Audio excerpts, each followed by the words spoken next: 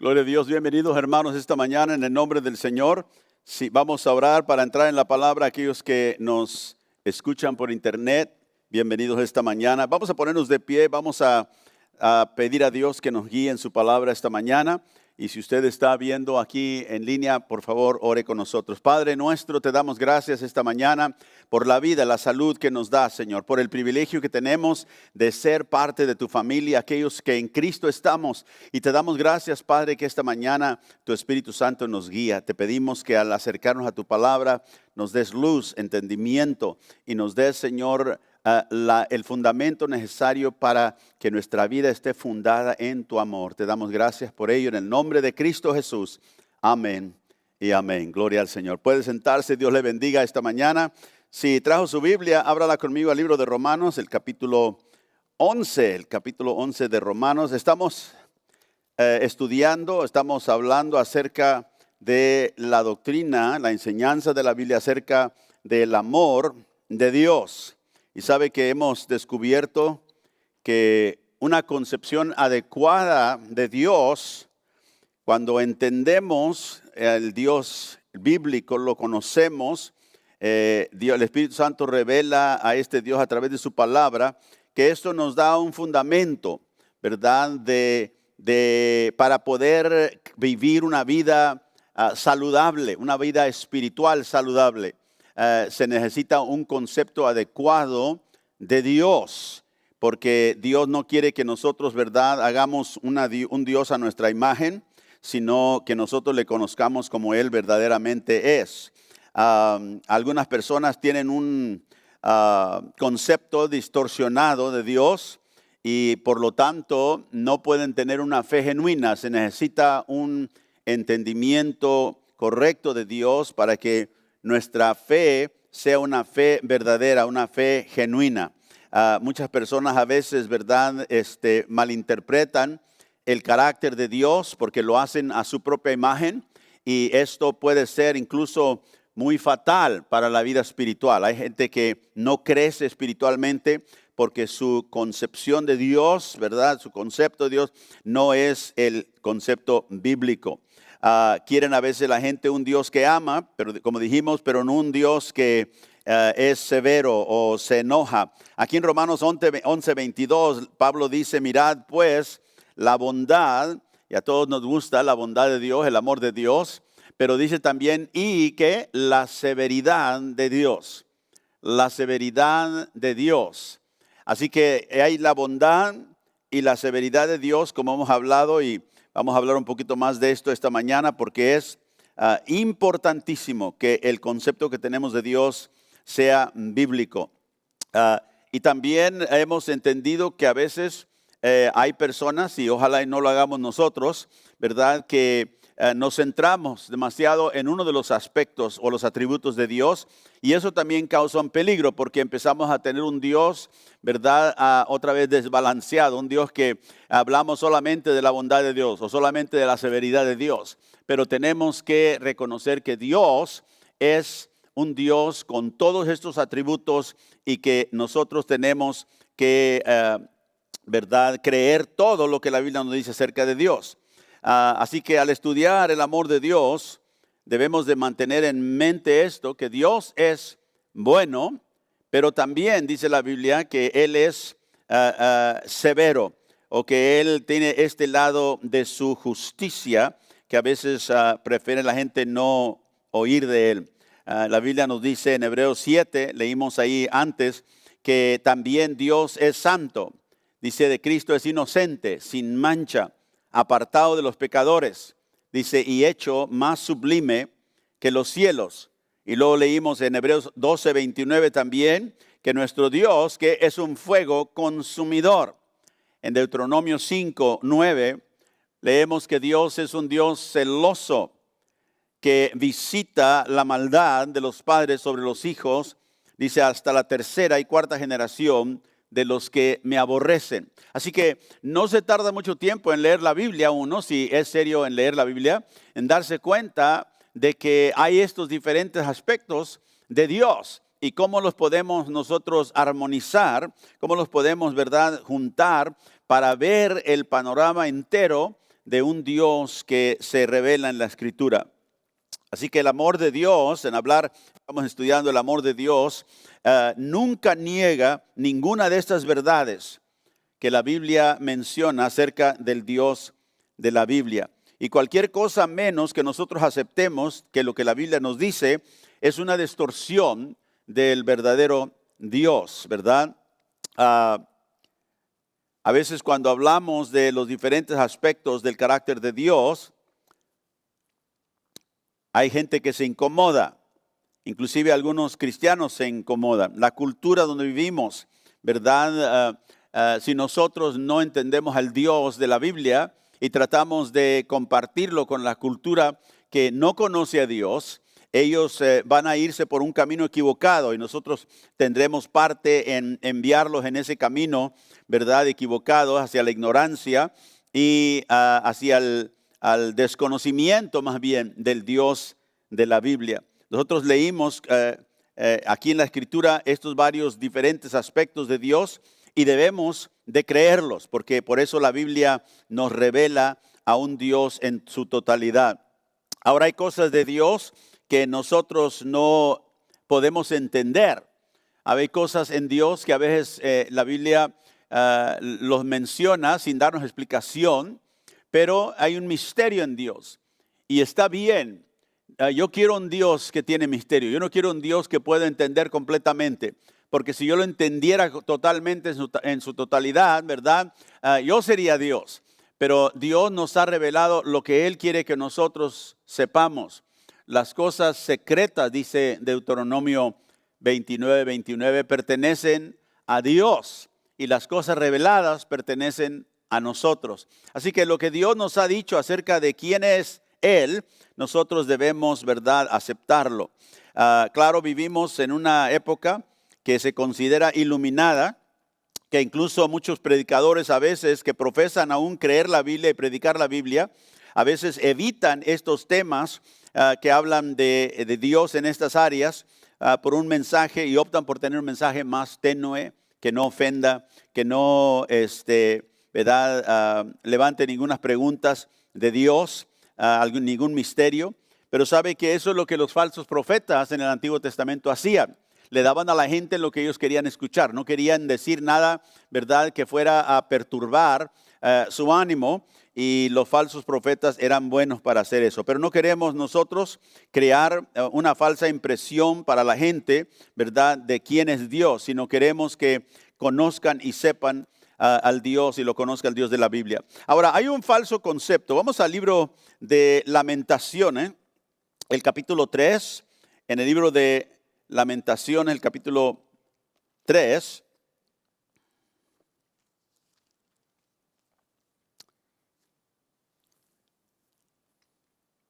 Ahora, hay un concepto falso que algunas personas, ¿verdad?, reciben, abrazan, y cuando leen las Escrituras, específicamente en el Antiguo Testamento, que hablan de un Dios de ira, un Dios que está enojado con los pecadores, se dice que este concepto enojado de Dios, que se encuentra principalmente en el Antiguo Testamento, está ahí solamente porque Dios quería, ¿verdad?, acomodar la comprensión primitiva, si podemos decirle así, de nuestros antepasados, y que cuando Cristo vino a la tierra, Él trajo supuestamente un mensaje que corrigió ese concepto equivocado y defectuoso, ¿verdad?, y de la ira de Dios, y empezó a predicar acerca del amor de Dios y enfatizar el amor de Dios. Y hay algunas personas, inclusive algunos predicadores que predican, ¿verdad?, que ahora Cristo Jesús, que vino a revelar el Padre, ¿verdad?, nos vino a dar un cuadro más diferente que el Dios de ira del Antiguo Testamento, y que ahora Él enfatiza solamente el amor de Dios. Es una enseñanza, como digo, que es prevalente en muchos lugares, solo que hay un problema con ella. Ese concepto de la Biblia no se encuentra en la Biblia. La Biblia misma refuta eso completamente. En Lamentaciones capítulo 3, versos 22 y 23, y quiero decirle antes de leer esto que el Antiguo Testamento habla mucho acerca del amor de Dios. ¿Sabía usted? Así se presenta un Dios justo, un Dios santo, un Dios de ira, pero la Biblia en el Antiguo Testamento habla mucho del amor de Dios. Aquí hay uno de ellos, dice, porque la misericordia de Jehová, por la misericordia de Jehová, no hemos sido consumidos, porque nunca decayeron sus misericordias. Nuevas son cada mañana, dice, grande es tu fidelidad. Así que Jeremías dice que no hemos sido consumidos. ¿Por qué? Porque Dios es misericordioso, que sus misericordias son nuevas cada día. La misericordia de Dios es una expresión de el amor de Dios. Y dice, y grande es que su fidelidad. Así que el amor de Dios se revela una y otra vez en el Antiguo Testamento. Vamos a ver que esta mañana, un poquito en Oseas, capítulo 11, el amor de Dios ilustrado en la vida de un profeta llamado Oseas, ¿verdad? Que él vive su vida y Dios usa su vida para ilustrar el amor divino de Dios que él tiene por Israel, y lo muestra en la vida de este profeta Oseas. Oseas, ¿sabe usted que amó a una mujer llamada Gomer? Y Gomer se prostituyó y empezó a tener, ¿verdad?, amantes, y tuvo varios hijos ilegítimos, dice la Biblia. Y Oseas, ¿verdad?, se casó con ella, amaba a esta mujer, y ella rompió, por decir así, el corazón de Oseas. Y finalmente Gomer terminó siendo vendida como esclava. Y dice la Biblia que Oseas fue y la compró como esclava y se la llevó a su casa y cuidó de ella y la trató como la esposa que él quería. Y esta fue una lección práctica que Dios dio a través de el profeta para ilustrar el amor que él tenía por Israel, que se había ido también a prostituir, ¿verdad?, un pueblo pecador. Y en Oseas capítulo 11, ya lo encontró, el verso 8, dice, ¿cómo podré abandonarte? Este es Dios hablando al pueblo, dice, oh Efraín, dice, y te entregaré, o entregaré yo Israel. ¿Cómo podré yo hacerte como Adma o ponerte como a Zeboim? O sea, pueblos que él había destruido, que él había juzgado. Mi corazón se conmueve, dice Dios, dentro de mí. Se inflama toda mi compasión. ¿Cómo podré abandonarte?, le dice Dios a su pueblo. Dice, mi corazón se conmueve. La compasión de Dios por su pueblo, aunque eran un pueblo, ¿verdad?, rebelde, un pueblo que se había rebelado en contra de Dios. El corazón de Dios estaba hacia Israel, porque él había determinado amarlo, como Oseas había hecho con Gomer, ¿verdad? La había comprado de la esclavitud. Ella se había perdido, se había prostituido. Sin embargo, Oseas seguía tras ella hasta que al fin la trajo a su casa, ¿verdad? Y vivió con ella. Y Dios dijo, así como ustedes me han dejado, así el profeta Dios le llamó a que él tomara a esta mujer. Vemos en el Antiguo Testamento las misericordias de Dios, la infinita misericordia, la infinita compasión de Dios, su paciencia, ¿verdad?, que duraba largo tiempo con Israel, ¿verdad? Se describen a lo largo del Antiguo Testamento. Así que el Antiguo Testamento habla mucho del amor de Dios. De hecho, las misericordias de Dios, esa frase se encuentra más de 150 veces solamente en el Antiguo Testamento. Así que el decir que el Dios del Antiguo Testamento es diferente al Dios del Nuevo Testamento, al Dios que Jesús vino a revelar, no es verdad. Es el mismo Dios, es el mismo Padre. Simplemente de que el mundo no ha querido, ni aún la iglesia muchas veces ha querido aceptar el cuadro de este Dios que se presenta en el Antiguo Testamento, simplemente porque lo ven como un Dios airado, un Dios, ¿verdad?, de juicio. Pero vemos también que en el Antiguo Testamento se habla mucho de este amor que Dios tenía por su pueblo, que su compasión se conmovía, como leímos ahí en el libro de Oseas, ¿verdad?, por Israel. ¿Cómo te podré abandonar?, le dijo Dios a su pueblo. No podía porque había decidido amarlo. ¿Y qué del Nuevo Testamento? Vamos al libro de Marcos, al capítulo 9, Marcos capítulo 9. Y vamos a ver, y vamos a dejar las cosas claras, que Jesús en el Nuevo Testamento dio la descripción, si le puedo llamar así, más completa y explícita de los horrores del infierno. Porque como dije, hay personas que dicen, bueno, el Antiguo Testamento se hablaba de un Dios, ¿verdad? Que era un Dios de ira, pero cuando Cristo vino, Él solamente enseñó a un Padre de amor. Vemos que Jesús tuvo muchas cosas que decir acerca del Dios de juicio, el Padre Celestial. En Marcos capítulo 9, ¿ya lo encontró? Vamos al versículo 43. Marcos 9, empezando en el versículo 43.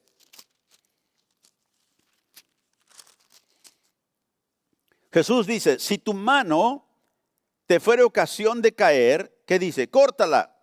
Mejor te es entrar en la vida manco que teniendo dos manos ir al infierno, al fuego que no puede ser apagado, donde el gusano de ellos no muere y el fuego nunca se apaga.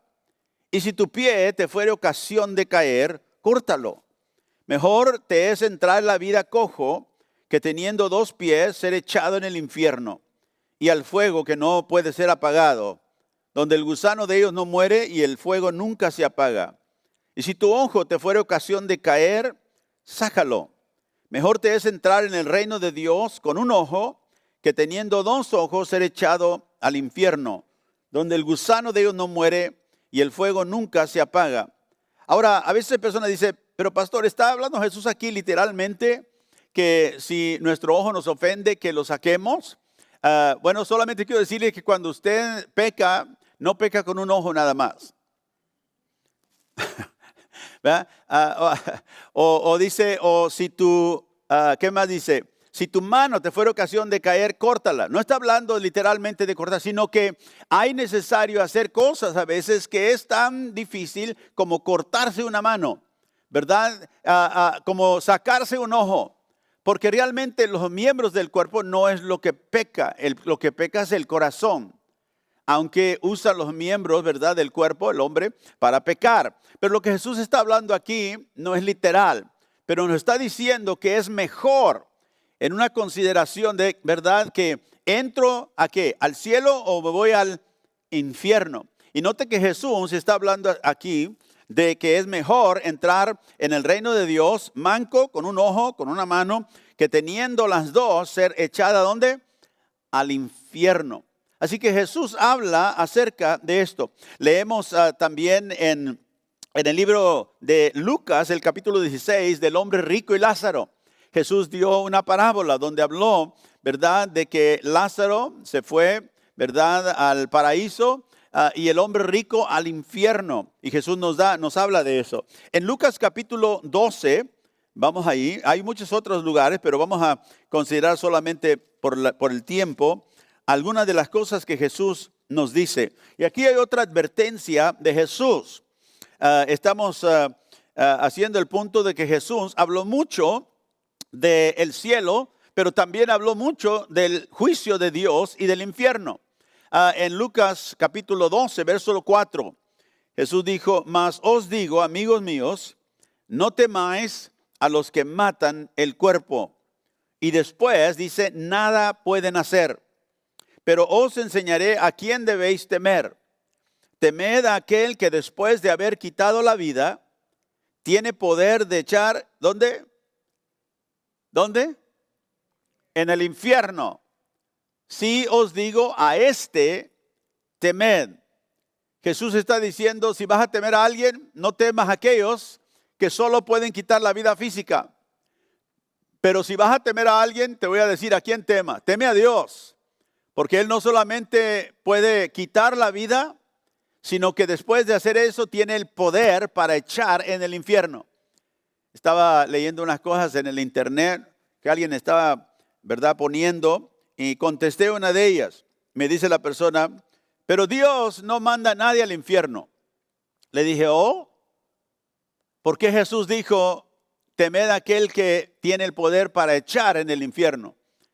Si Dios tiene el poder, pero nunca envía a nadie al infierno, no es poder.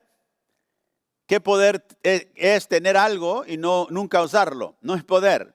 Entonces le dije, Dios tiene el poder porque Él es Dios y es soberano.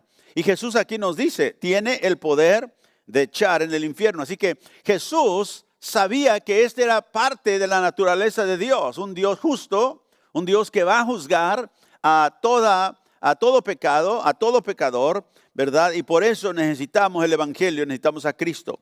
En Apocalipsis capítulo 19, vaya conmigo ahí, vemos en la última descripción en la Biblia de Jesús aquí en su segunda venida.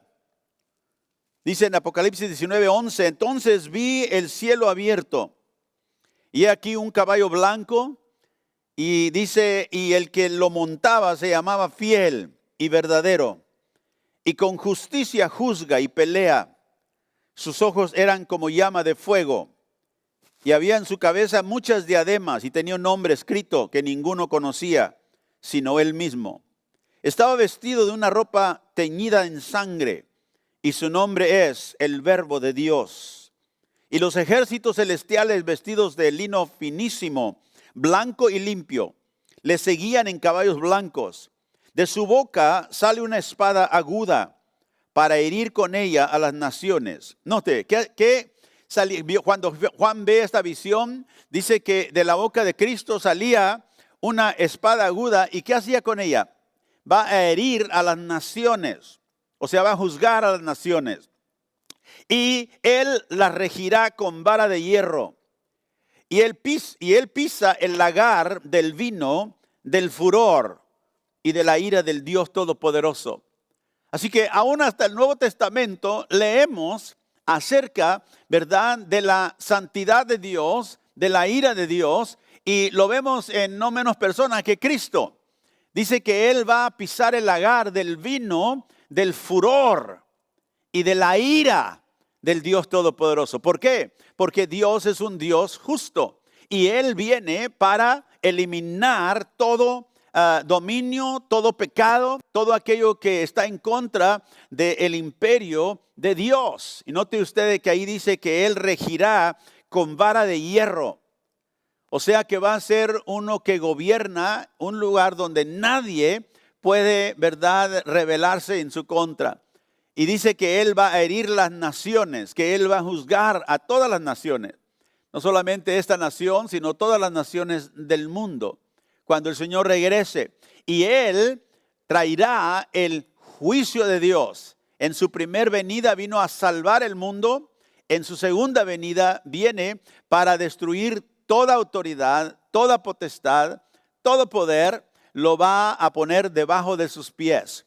Y dice, y Él traerá también la ira del Dios Todopoderoso que vendrá a caer sobre todos aquellos que no han conocido al Señor. Yo le doy gracias a Dios que yo le conozco. ¿Usted le conoce? Aleluya. Así que ese furor, esa ira del Dios Todopoderoso es para aquellos que no le han conocido. Aleluya. Ahora, a esta gloriosa verdad que hemos estado hablando y estudiado, en 1 Juan 4:16 leímos que Dios es amor. Pero también, sin embargo, encontramos en Hebreos 10:31 que horrenda cosa es caer, dice la Biblia, en manos del Dios vivo. Así que el amor y la ira de Dios no son estados de ánimo, como he dicho antes, no son emociones apasionadas, sino que son partes de características de Dios inmutables. Inmutable quiere decir que no cambia, no son sujetas a temperamentos de Dios, que hoy está enojado y mañana está bien. No son emociones, no son cambios, ¿verdad?, salvajes en el temperamento de Dios, que en el Antiguo Testamento leemos y decimos que Dios está bien enojado en el Antiguo Testamento, en el Nuevo Testamento ya se calmó. No, es solamente la manifestación de las características verdaderas de Dios. Dios es inmutable. La Biblia nos enseña acerca de esto. En Malaquías 3:6 leemos, yo Jehová no cambio, dijo el Señor, no cambio. En Santiago 1:17, en el Nuevo Testamento, Santiago nos dice que en Él no hay mudanza. No hay mudanza ni sombra, dice, de variación. O sea que Él ni aparenta que va a cambiar. Así que Dios es inmutable. Versículo que todos conocemos, Hebreos 13:8, Jesucristo es el mismo. ¿Cuándo? Ayer, hoy y por los siglos. No es posible que Dios cambie. No es posible que Dios, ¿verdad? Que haya mudanza en Él, que haya variación en Dios. Por eso cuando nosotros estudiamos la Biblia nos damos cuenta de esas características y tenemos que, aunque no las entendamos, ¿verdad? Abrazarlas, porque Dios es el mismo, incambiable. Nunca hay ninguna contradicción en Dios porque su naturaleza no lo permite. Alguien me dijo en una ocasión, bueno, hay cosas que Dios no puede hacer. Sí, Dios no puede mentir, pero no porque no tiene la capacidad de hacerlo. Él pudiera hacerlo si quisiera, pero no lo hace porque su misma naturaleza se lo prohíbe. Dios es verdad y no hay ninguna verdad mentira que cabe en la verdad. Entonces, porque en Él no hay pecado, Dios no miente, porque es verdad. Si Dios en algún tiempo mintiese, dejaría de ser la verdad, porque estaría contaminado, como nosotros hemos sido por el pecado. Así que es importante ver que Dios es inmutable, Él nunca cambia. Si Dios es completamente verdadero, correcto, Dios es recto, entonces Él debe odiar todo lo que es falso, todo lo que es incorrecto. Porque si no lo odiaría, ¿cómo sería Él perfecto en amor y en verdad? Dios odia todo aquello que es falso e incorrecto. En Salmo 97, vamos a ir ahí, al Salmo 97. Y porque Dios ama perfectamente, si puedo decir así. Él ama a sus hijos, Él nos ama a nosotros. Y porque Dios ama perfectamente, Dios siempre busca lo que nos bendice a nosotros, los que nos edifica. Y Él odia todo aquello que nos maldice o nos enviliza, ¿verdad? Dios odia todo aquello que nos afecta en una manera que nos destruye. Y por eso leemos en la Biblia también que Dios disciplina por el pecado a sus hijos.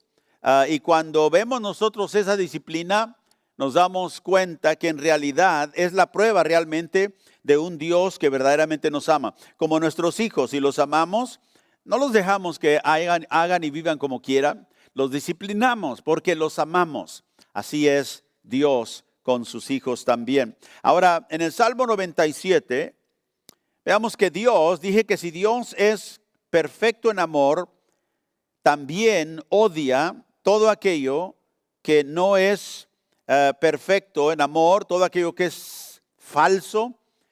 Y vemos en la Escritura en muchos lugares, pero aquí en el Salmo 97, leamos esto, el verso 10.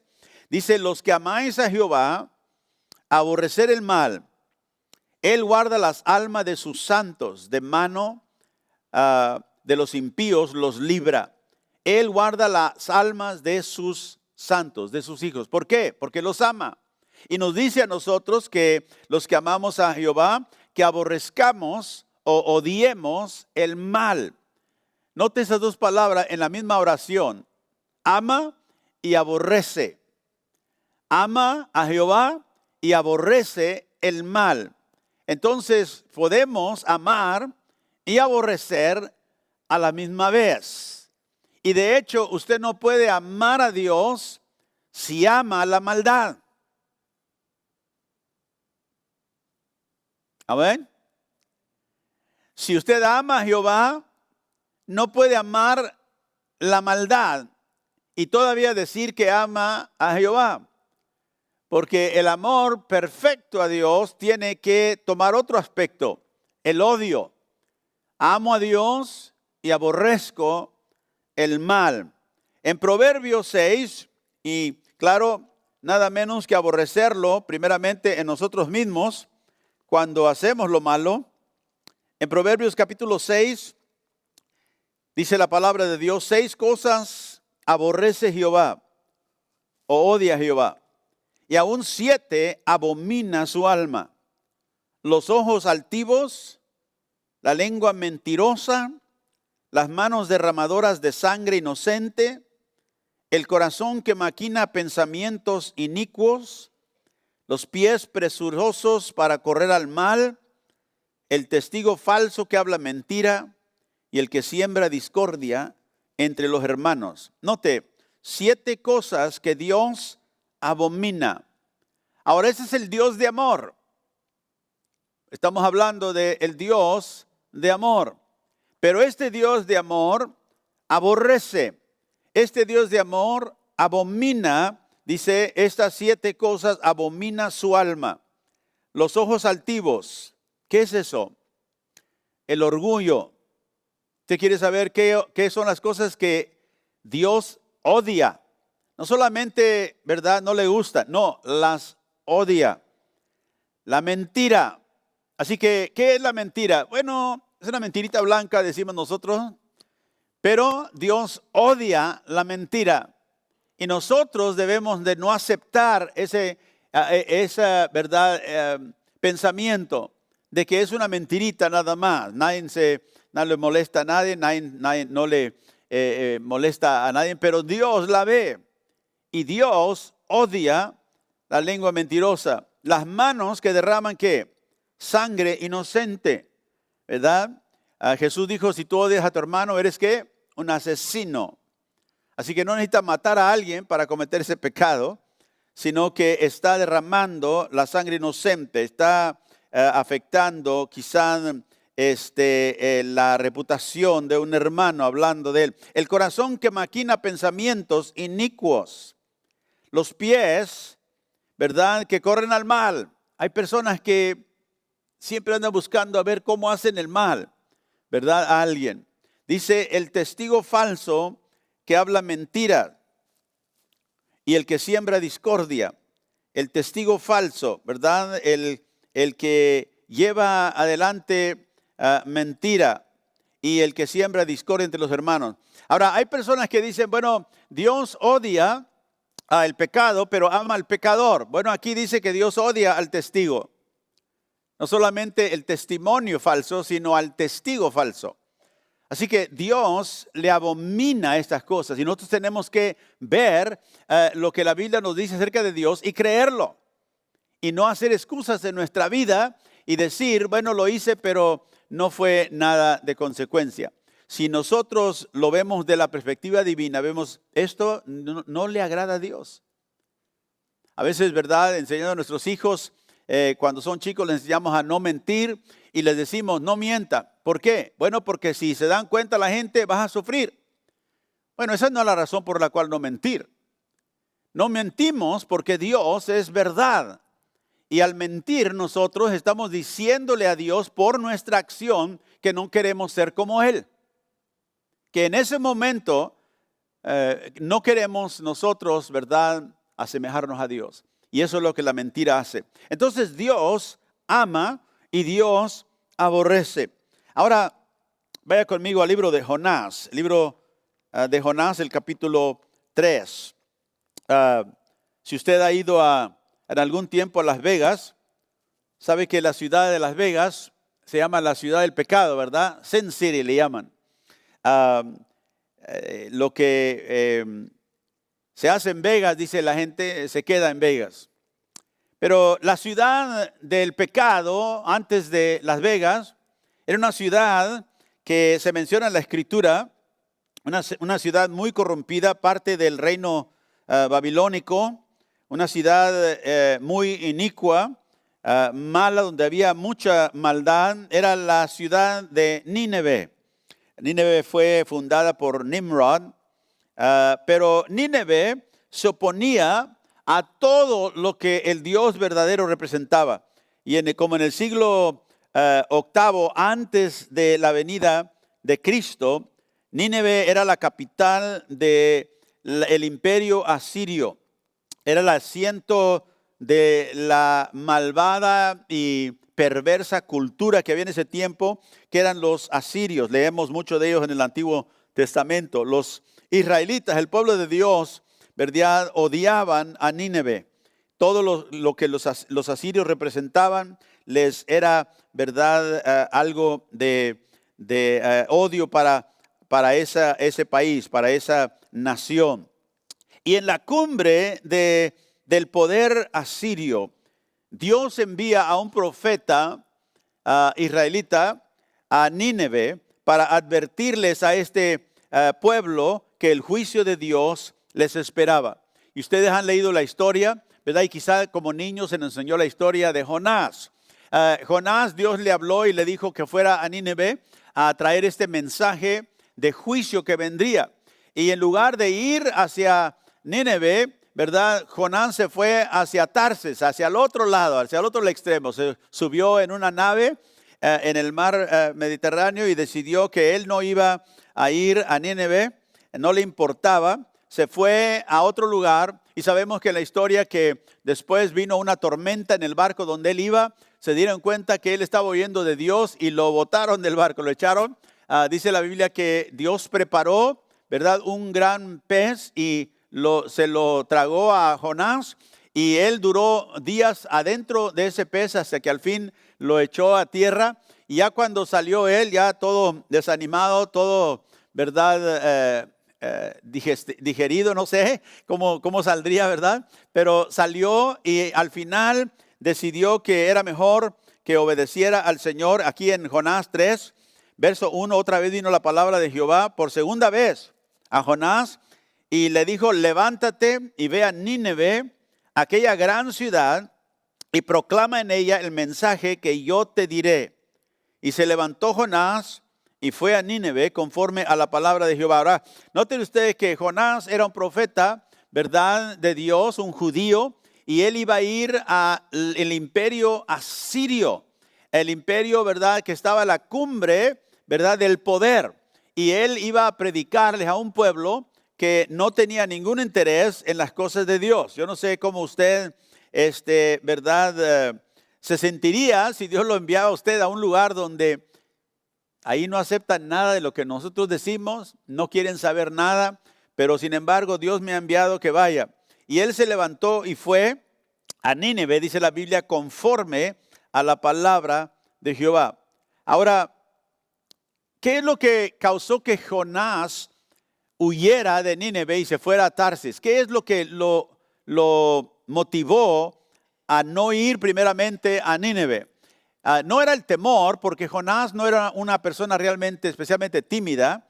No era porque les iba a predicar a paganos, no tenía miedo de eso. Vemos algo muy interesante que la Biblia nos dice. Vamos al capítulo 4, ahí de Jonás, porque esto fue lo que Jonás le dijo a Dios. Porque él, ¿verdad?, no había querido ir a Nínive. Claro que él no le gustaba la gente pagana de Nínive. Nada de lo que el imperio asirio estaba haciendo les llamaba la atención. Pero en el versículo 2 del capítulo 4 dije: y oró a Jehová y le dijo: ahora, oh Jehová, ¿no es esto lo que yo decía estando aún en mi tierra? Por eso me apresuré a ir a Tarsis, porque sabía yo que tú eres un Dios clemente y piadoso, tardo en enojarte y de gran misericordia, y que te arrepientes del mal. ¿Por qué me fui? ¿Por qué huí a Tarsis? No porque tenía miedo, no porque, ¿verdad?, era un gran desafío ir a predicarle a gente pagana, sino que él sabía, ¿qué dijo? Que tú eres un Dios clemente, piadoso, tardo en enojarte y grande en misericordia, y que te arrepientes del mal. O sea que él tenía pensar de Dios: ¿para qué voy? Si acabo, tú eres un Dios de misericordia y lo vas a perdonar. Señor, yo ya te conozco, yo sé, ¿verdad? Y él sabía que si ellos se arrepentían, Dios los iba a perdonar. Y él no quería, de hecho, no no le llamaba la atención del que el pueblo de Nínive fuera salvo. A él no le interesaba estos paganos para nada, pero él conocía y sabía que Dios era un Dios de amor. Aleluya. En el Antiguo Testamento era un Dios piadoso, un Dios clemente, un Dios tardo, dice, para la ira, tardo para enojarse. Él sabía que Dios era un Dios de amor que buscaba, ¿verdad?, aún salvar a pecadores, pero él no quería advertirles. Entonces Jonás optó mejor por callar y dejar que Dios los juzgue. Yo me voy mejor para Tarsis, yo no voy a Nínive. Y su peor, ¿verdad?, temor se hizo una realidad cuando el pueblo se convirtió a Dios. Y en el amor de Dios, ellos vinieron a conocer a este Dios que Jonás predicaba. En Jonás capítulo 4, verso 5, después que él, ¿verdad?, les había predicado, después que él vio que Dios había tenido misericordia, dice en Jonás 4, 5, que él salió de la ciudad y se fue allá a la montaña a esperar, a ver qué es lo que va a hacer Dios. Y salió Jonás de la ciudad y acampó hacia el oriente de la ciudad y se hizo allí una enramada y se sentó debajo de ella a la sombra, hasta ver qué acontecería en la ciudad. Ahora, nosotros conocemos la historia, a nuestros hijos les enseñamos la historia de Jonás, ¿verdad? Y del pez, pero el punto principal del libro no era eso. El punto principal de la historia de Jonás y el libro de Jonás era una lección sobre la gloria de la divina compasión de Dios, el amor de Dios por los pecadores. Y el libro de Jonás cierra con estas palabras. Veamos en capítulo 4, verso 6. Y preparó Jehová Dios una calabacera, la cual creció sobre Jonás para que hiciese sombra sobre su cabeza y le librase de su malestar. Y Jonás se alegró grandemente por la calabacera. Pero al venir el alba del día siguiente, Dios preparó un gusano, el cual hirió la calabacera y se secó. Y aconteció que al salir el sol, preparó Dios un recio viento solano. Y el sol hirió a Jonás en la cabeza y se desmayaba. Y deseaba la muerte, diciendo, mejor sería para mí la muerte que la vida. Qué dramático, ¿no? Después de todo lo que Dios había hecho. Y dice, mejor sería para mí la muerte que la vida. Entonces, verso 9, dijo Dios a Jonás, ¿entonces te enojas por la calabacera? Y él respondió, mucho me enojo, hasta la muerte. Y dijo Jehová, ¿tuviste tú lástima de la calabacera, en la cual no trabajaste, ni tú la hiciste crecer, que en espacio de una noche nació y en espacio de otra noche pereció? ¿Y no tendré yo piedad de Nínive, aquella gran ciudad donde hay más de 120,000 personas que no saben discernir entre su mano derecha y su mano izquierda y muchos animales? Ahora, la Biblia no nos dice mucho más acerca del ministerio de Jonás, pero la lección es clara. No sabemos lo que le pasó a Jonás, no sabemos si él siguió, ¿verdad?, en su ministerio de profeta o si Dios lo usó nada más para ese punto. Ya no se nos dice nada más. Pero la lección que Dios nos da en este libro, a través de este profeta y esta ciudad que él perdonó, es que Dios es un Dios de amor. Que Dios es un Dios de misericordia. Un Dios paciente, un Dios compasivo con los pecadores. Porque cuando vemos la historia, leemos el resultado. Vea conmigo en el capítulo 3 y el verso 10. ¿Cuál fue el resultado de este mensaje, de esta advertencia profética que Dios le envió a un pueblo pagano? Un pueblo que no lo conocía por el profeta Jonás. Dice la Biblia en el versículo 10 del capítulo 3, y vio Dios lo que hicieron, que se convirtieron de su mal camino. Y dice, se arrepintió, o sea, Dios se arrepintió del mal que había dicho que les haría y no lo hizo. Se convirtieron de su mal camino. Ahora, vemos aquí que ellos cambiaron de actitud, aceptaron el mensaje que Jonás les traía y se tornaron a Dios, se arrepintieron, cambiaron su mal camino, dice, y se arrepintieron ellos de su maldad. Y Dios, nos dice aquí, se arrepintió del mal que había dicho que les haría y no lo hizo. A veces hay personas que tropiezan sobre ese versículo y dicen, pastor, no, que Dios nunca cambia. Y aquí nos dice o nos da una impresión que Dios cambió de pensar. Y usa la palabra aquí, arrepentir. Dice, y se arrepintió Dios de el mal que había dicho que les haría y no lo hizo. Ahora, hay muchas expresiones en la Biblia que a veces nosotros leemos y los tomamos literalmente. Dios no cambia de pensamiento como nosotros cambiamos de pensamiento, porque nosotros cambiamos de pensamiento porque hay diferentes cosas que suceden después de haber tomado una decisión que, ¿verdad?, nos hacen reconsiderar y decimos, ay, ¿sabes qué? Voy a hacer esto en lugar de lo que había pensado hacer. Y cambiamos de opinión, cambiamos de las decisiones que hacemos. Pero Dios no tiene que hacer eso, como les he dicho antes. ¿Por qué? Porque Dios tiene toda información del principio hasta el fin. Dios nunca tiene que cambiar de pensar porque Dios no le falta información. Dios no dice, ¿sabes qué? Tengo que hacer algo diferente porque no sabía que eso iba a pasar. No sabía que, ¿verdad? Esta información, ¿verdad? Se me escapó. No hay nada en la mente de Dios que carece de información. Por eso la Biblia dice que Él es completamente sabio y tiene toda ciencia, todo conocimiento. Entonces, cuando la Biblia dice que Dios se arrepintió del mal que les había hacer y no lo hizo, ¿qué está diciendo?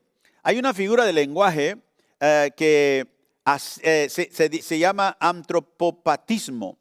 Antropopatismo, dice el diccionario, es una figura de lenguaje que asigna pensamientos y emociones humanas a Dios para explicarnos verdades que no pueden expresarse en términos humanos y literales. O sea que el escritor, aquí en el libro de Jonás, usa esa expresión de Dios, pero no porque Dios cambió de mente, Dios cambió de pensar, sino como ya les he explicado a ustedes, los que cambiaron fueron ¿quiénes? Fueron ellos. Nínive fueron los que cambiaron y se arrepintieron. Y en lugar de estar bajo el juicio de Dios, ahora por su arrepentimiento se encuentran bajo ¿qué? La misericordia de Dios. Porque Dios extiende misericordia a todos aquellos que se arrepienten. Entonces no fue Dios el que cambió, sino que fue el pueblo que cambió. Y luego la Biblia usa muchos diferentes tipos de estas figuras de lenguaje, como digo, para expresarnos a nosotros cosas que literalmente no se pueden explicar en términos humanos. Por ejemplo, cuando Juan en Apocalipsis ve a Cristo en el cielo, dice que sus ojos eran como llamas de fuego. Ahora, eso literalmente no quiere decir que Jesús tiene, ¿verdad?, lumbre en sus ojos. Nosotros usamos esas expresiones, sino que está él describiendo algo en lenguaje humano, ¿verdad?, que está viendo, pero como es una visión celestial, trata de describirlas en palabras que nosotros podemos entender.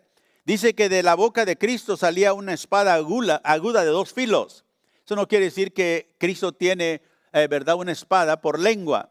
No, estaba viendo él algo que está tratando de describirnos, ¿verdad?, que él está observando en el cielo. Dice que el rostro de Jesús era como el sol cuando resplandece en su fuerza, ¿verdad? Y sabemos que estas frases no son literales, sino que simplemente son para darnos a nosotros un entendimiento en términos que nosotros podemos entender.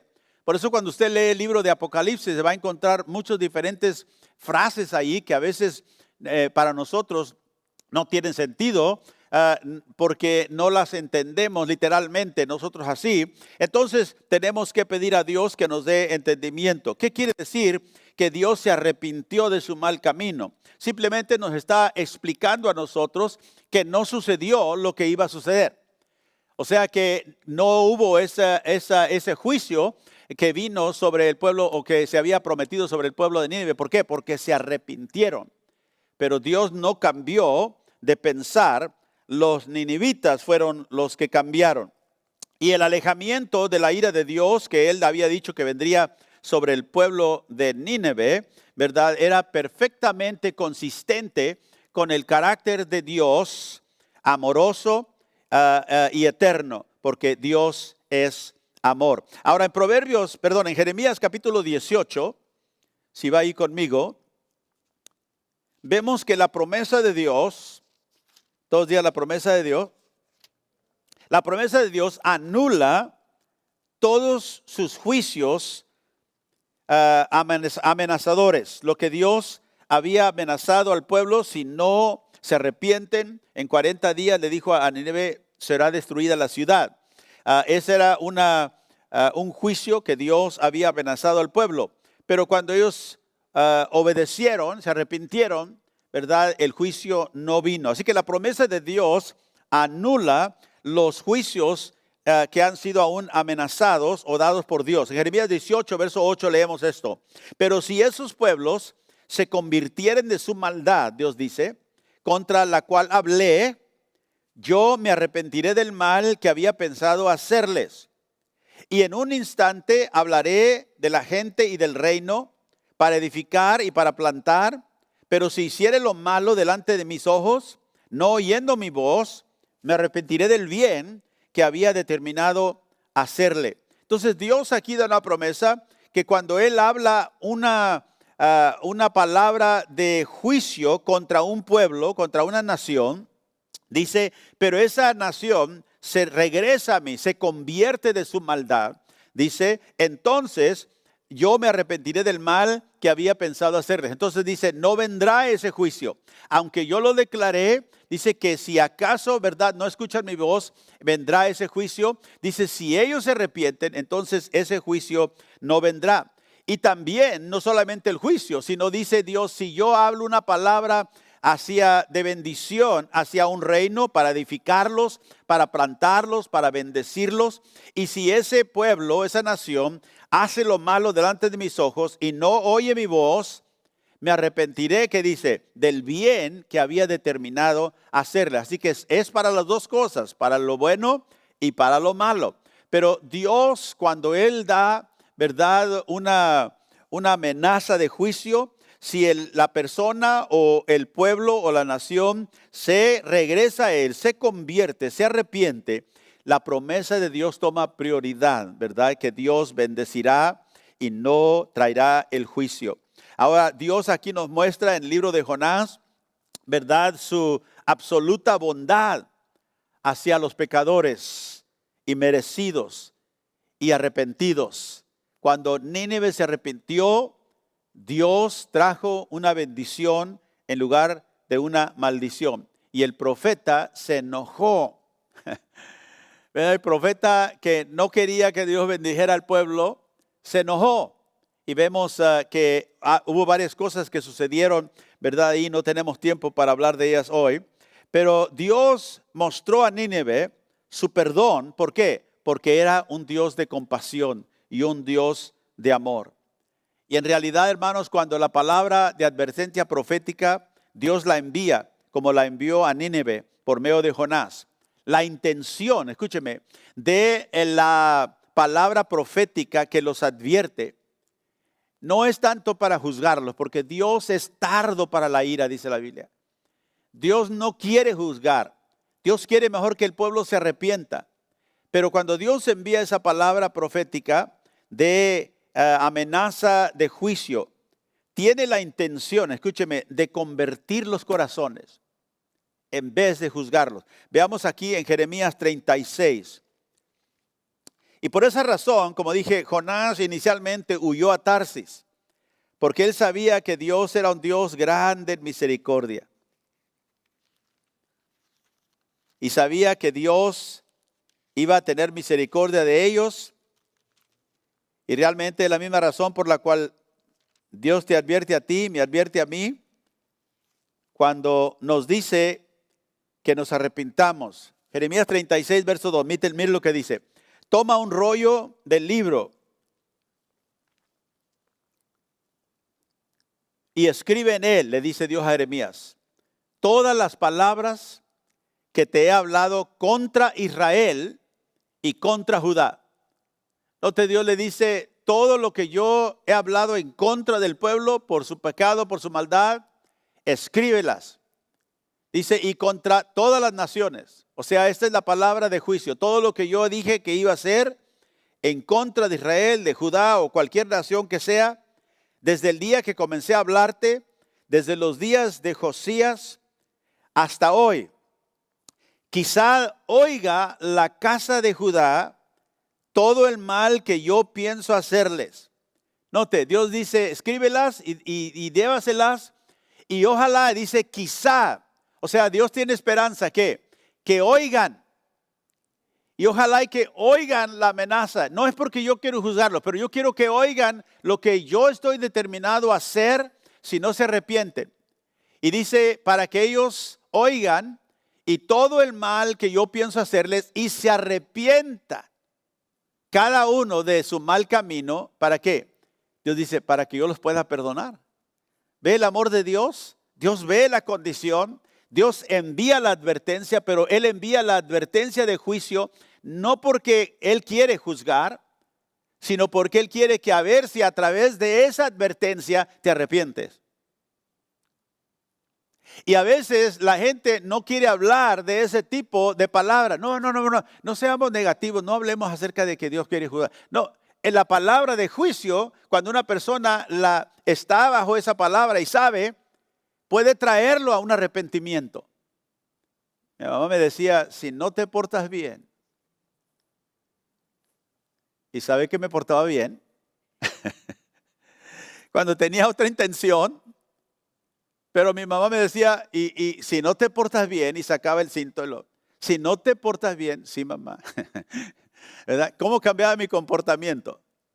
La advertencia del juicio me traía a un cambio de opinión. Y Dios dice, ojalá, escribe todas las palabras que yo hablé en contra de ellos y muéstraselas. Ojalá que cuando las vean y las oigan, de lo que yo pienso hacer, lo que va a pasar, ellos se arrepientan de su mal camino y yo los pueda perdonar, les pueda perdonar su maldad y su pecado. Y cuando Dios envió a Jonás, este profeta de Dios, al pueblo de Nínive, Dios sabía que era una nación perdida, era un imperio, ¿verdad? Muy malo. Los asirios eran uno de los imperios más inicuos, malos que hubo en la historia. Pero dice la Biblia que cuando Dios envió a este profeta, el profeta ya sabía, yo sabía que tú eres un Dios de misericordia y lento para la ira y compasivo. ¿Y para qué voy? Si acaso lo vas a perdonar. Y él prefirió callarse. No voy a decir nada, déjalo que se pierdan. Pero Dios hizo todo lo que tenía que hacer. Y si usted lee la historia va a ver que Dios preparó muchas cosas. Dios preparó esa, la vida de esta. Dios preparó esto. Dios preparó esto. Dios es soberano. Dios ordena las cosas de nuestra vida. Y cuando nosotros no queremos obedecerle a Dios, nos vamos por nuestro camino, pero Dios tiene cosas preparadas ahí para nosotros. Si somos hijos de Dios, yo siempre le digo a una persona, si tú te alejas de Dios, vas por ese camino y verdaderamente eres hijo de Dios, yo te puedo garantizar lo que va a pasar. Porque allá adelante te está esperando Dios. Allá adelante Dios está preparando cosas para traerte una vez a través al camino. No sabes qué esas cosas van a ser, pero pueden ser a veces cosas bien drásticas. En Jonás se lo tragó una ballena. Y vivió dentro de la ballena por 3 días, ¿no? Hasta que al fin lo echó. Pero hermanos, cuando Dios habla una palabra de juicio, inclusive de juicio, es por amor. Quizá oigan, dijo Dios, y se arrepientan. Todavía con la palabra de juicio es un intento de Dios para decir, cambia, escucha, deja ese camino, porque eso es lo que viene. Pero si te arrepientes, yo quiero perdonarte, porque Dios es un Dios de gran amor. Padre, gracias te damos esta mañana por tu palabra. Te doy gracias, Señor, que Así como tú perdonaste a este país enteramente consumido por la iniquidad, a este pueblo, Señor, que estaba perdido. Como dices tú, no sabían discernir ni entre su mano derecha ni su mano izquierda. Era un pueblo completamente ciego. Y tú enviaste a un profeta, aunque él, Señor, primero no quería ir. Así a veces nosotros optamos por mejor callarnos y no decir nada. Pero ayúdanos, Señor. Enséñanos a ver que a veces hasta la palabra que promete que juicio vendrá es una palabra que tú envías por amor. Cuando tú advertiste a tu pueblo que se tornara de sus malos caminos, era por amor. Cuando tú nos hablas a nosotros que nos tornemos de nuestro pecado, es por amor. Ayúdanos, Señor, a entenderlo. Ayúdanos, Señor, a aceptar esa palabra. Y tú con tanto amor y gozo y compasión nos perdonas. Y nos liberas de aquella maldad que solo viene para destruirnos. Y como hemos dicho, Señor, es tu deseo que todo aquello, Señor, que es bueno para nosotros venga a nuestra vida, pero tú odias todo aquello que viene para destruirnos. Y por eso nos adviertes. Gracias, Señor, por la palabra de advertencia para mi vida. Ayúdame, Señor, para nunca despreciar aún esa palabra que a veces nos incomoda porque andamos mal. Pero tú en amor, Señor, o a través de un mensaje de tu palabra o a través de la palabra de alguien, tú nos hablas y nos llamas a cambiar. Perdónanos, Señor, si no lo hemos entendido como un amor de un Padre amoroso. Pero ahora, Señor, gracias por revelarnos a través de este profeta, a través de esta palabra, que tú eres un Dios de gran amor, aun cuando nos amenazas con juicio. Te damos gracias, Señor, porque eres grande en misericordia, lento para la ira y grande en compasión para todos aquellos, Señor, que te temen. Bendice a este pueblo, bendice a esta iglesia, Señor. Trata con nuestros corazones para que seamos un pueblo santo para ti. En el nombre de Cristo Jesús. Y el pueblo de Dios dice, amén.